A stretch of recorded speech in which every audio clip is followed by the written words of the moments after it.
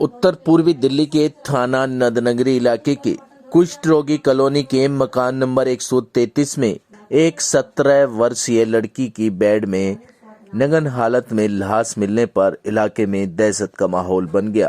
Police ने शव को कब्जे में लेकर पोस्टमार्टम हेतु अस्पताल भेज दिया है। पड़ोसियों के मुताबिक मृतक लड़की का नाम श्वेता बताया जा रहा है और वह अपने मौसा मौसी के साथ मकान नंबर 133 में रहा करती थी। पड़ोसियों के मुताबिक लड़की का मौसा उसके साथ काफी दिनों से गलत व्यवहार कर रहा था। 2 दिनों से लड़की का मौसा मकान का ताला बंद करके कहीं चला गया तो लड़की की मौसी पड़ोसियों के यहाँ सो रही थी। इसके ये पता लगा है भाई इसके मौसा थे। क्या नाम था उनका? वकील। वकील नाम ही वकील है उनका? ये पता नहीं असली नाम क्या है। वकील वकील कहते हैं सब। उनकी वाइफ रिक्शा चलाते हो? हाँ, ये रिक्शा चलाता हूँ, मैं भी रिक्शा चलाता हूँ जी। उनकी वाइफ क्या काम करती है? वाइफ उनकी मांगने जाती हैं। अच्छा, भीख मांगती हैं? हाँ हाँ। अच्छा, वो विकलांग है जी। कितने बच्चे हैं उनके?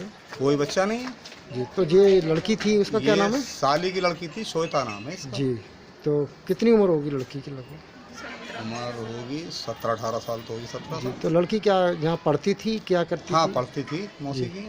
कभी सविता तो सही थी स्वाव की। नहीं, आप अभी बताया आपने, हम गाजियाबाद से, आप गाजियाबाद से अभी आए? हाँ। इससे पहले कभी मिले हो? कैसे स्वाव के थे वो लोग? ना वैसे तो सही थे, वैसे तो रोज सब जने यहाँ पर बैठे रहते थे। मैं भी यहीं रहता था। क्या उनके हस्बैंड कभी लड़ाई दंगा करते वो हो? तो आपस में अभी भी लड़ते ही रहते थे। कभी 8 दिन के बाद, कभी 10 दिन के बाद, कभी 15 दिन के बाद। जी। अब इसमें तो थोड़ी पता भाई किसी के घर में किसी क्या चल रहा है। कभी ऐसा आपको महसूस हुआ कि बच्ची को पीटा, मारा पीटा? कभी ऐसा? नहीं, हमारे समझ में तो नहीं आया जी। यहाँ पे हम लोग तो उधर घर पे थी ना जी। तो सुबह चाबी ताला ढूंढ रहा है। बोले क्या हुआ तेरा घर में? बोले तो मेरा आदमी ने ताला मार के चला गया। बोले कहाँ गया? ना बोलते गाँव। बोले गाँव चला गया तो चाबी दे के गया ना? बोलते नहीं। तो बोले तेरा बेटी कहाँ है? बोलते मेरा बेटी तो गया हॉस्टल में, मेरा आदमी ने छोड़ के आया। अच्छा। बोले हॉस्टल का अभी बंद है। बोले कोई भी हॉस्टल खुला नहीं तो तेरा बेटी कहाँ है? तो 3 दिन 4 दिन होले तो तेरे बेटी के तू फोन भी करती नहीं। बोले अरे हॉस्टल में ना ठहरती है हमारी बेटी, सोली लोग का पास। कौन बोल रहा है ये? वो और मौसी ठहरती है तो आ जाएगा 2-4 दिन बाद। और तो फोन तो लगा लेते थे उसको, चाबी दे के गया और माँ से। बोलते नहीं फोन लगाऊंगी नहीं। तो लगाएगी नहीं तो ठीक है तो बोल आया हम लोग इधर बोल बैठा। तो बोले चाबी ताला वाला आया। तो बोले जहाँ तक चाबी ताला वाला आया देख। तो आके उसको चाबी खुलाया, खुल के घर घुसा। घुस के अब पलंग न की बोलते इतना उठा है और खुद डायरेक्ट जाके पलंग उठाया। क्या ये जो मौसी थी क्या काम करती थी? मांगने जाती है रोज 6 बजे। उनके आदमी क्या काम करते हैं? कुछ भी नहीं। बच्चे कितने हैं? 1 भी नहीं। कोई बच्चे नहीं। तो ये कौन थी ये लड़की? इसका बहन का बेटी के पाल के रखा था। ये पाल के रखा था जी। एक्चुअली जब हम सुबह उठे तो इसकी जो मौसी कल हमारे घर में ही सो रही थी। क्या नाम है मौसी? श्वेता उस लड़की का नाम है और मौसी का नाम है सविता जी। तो उन्होंने क्या करा था कि कल वो 12 बजे करीब हमारे घर आए थे। हमारे घर में हवन हो रहा था। जी जी। तो उन्होंने बोला कि क्या कहते हैं, मतलब मेरे हस्बैंड है नहीं घर में, वो ताला लगा के कहीं गए हैं। जी जी। तो उन्होंने यही बात बोला उसको। के बाद उन्होंने मतलब कि शाम हो गया, उनके हस्बैंड नहीं आए। रात तक वेट कर लिया, 9 बज गया। तो उन्हें किसी ने बताया कि वो सूटकेस लेके कहीं गए हैं। हाँ, तो हमने सोचा वो गाँव चले गए होंगे। फिर रात ऐसी बीत गई। सुबह अचानक से 10 बजे करीब यहाँ पे हल्ला होने लग गया कि श्वेता की लाश मिल गई घर में, है ना, और वो बेड के अंदर थी। तो हम मतलब कि सबके सब हम देखने अंदर गए। काफ़ी हालत उसकी बुरी थी, ठीक है ना, बहुत ज़्यादा। जैसे कि उसके कपड़े ही नहीं थे उसके शरीर में जी, बिल्कुल भी जी। तो ये चीज़ यहाँ पे सबने देखा जी। और वैसे भी वो लड़की सेक्सुअल हैरेसमेंट से कब से गुजर रही थी। उसको लगभग 2 साल हो गए थे। उसके मौसा ने उसे टॉर्चर करके रखा हुआ था जी। और ये बात यहाँ पे ऑलमोस्ट लोग जानते थे जी। बट उसकी मौसी कभी रेडी नहीं थी इस ट्रुथ को एक्सेप्ट करने के लिए जी। तो यही बात है कि कितनी बार उसने मुझे क्या सब बहुतों को बताया ये बात जी। बट जब उसकी फैमिली उसका साइड नहीं देगी तो इंसान लड़ ही नहीं सकता किसी से। तो ये चीज़ और मैंने उसको पहले भी यही चीज़ बोल रखा था, जब इतना ज़्यादा सेक्सुअली अब्यूज़ हो रही है ना वो, तो कभी ना कभी तो ऐसा हो ही जाएगा जी। और पता नहीं था, सच में ऐसा हो ही गया। फाइनली उसके मौसा ने कर ही दिया ये सब चीज़। लड़ाई झगड़े की वारदात कभी हो चुकी है क्या? लड़ाई झगड़े 3-4 दिन से लगातार हो रहे थे इनके घर में, काफ़ी ज़्यादा हो रही थी। श्वेता का जो पारिवारिक जो रिश्ता था, पड़ोसी जो रिश्ता था, वो कैसा था?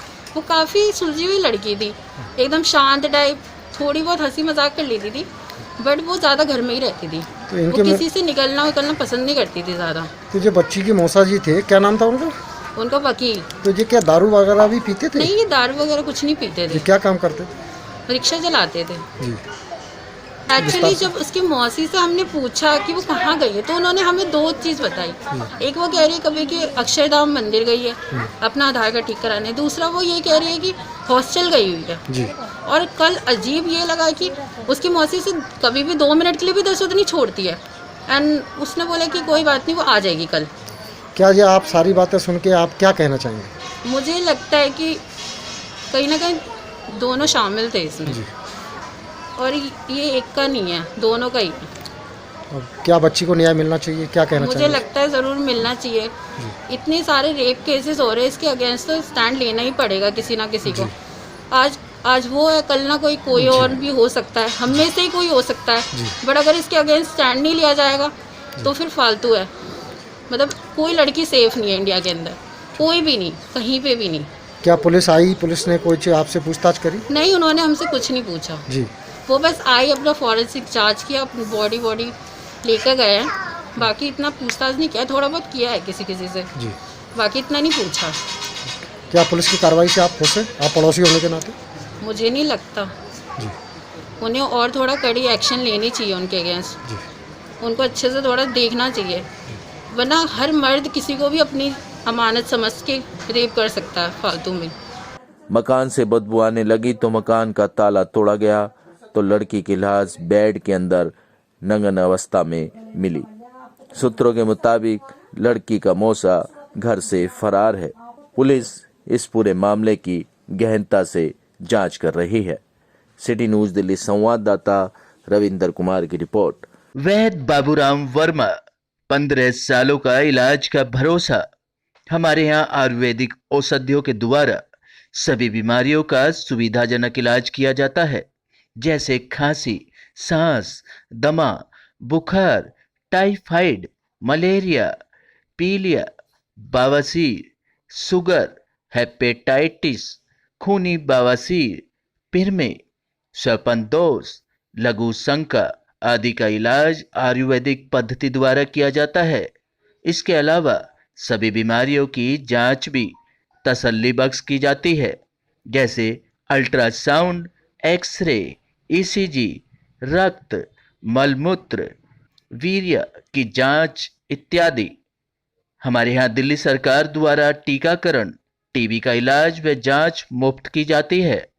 हमारा पता है वैद्य बाबूराम वर्मा, चैरिटेबल सोसाइटी, 329 गली number 9, Mandoli extension, near Nand Nagri bus depot के सामने, दिल्ली 93।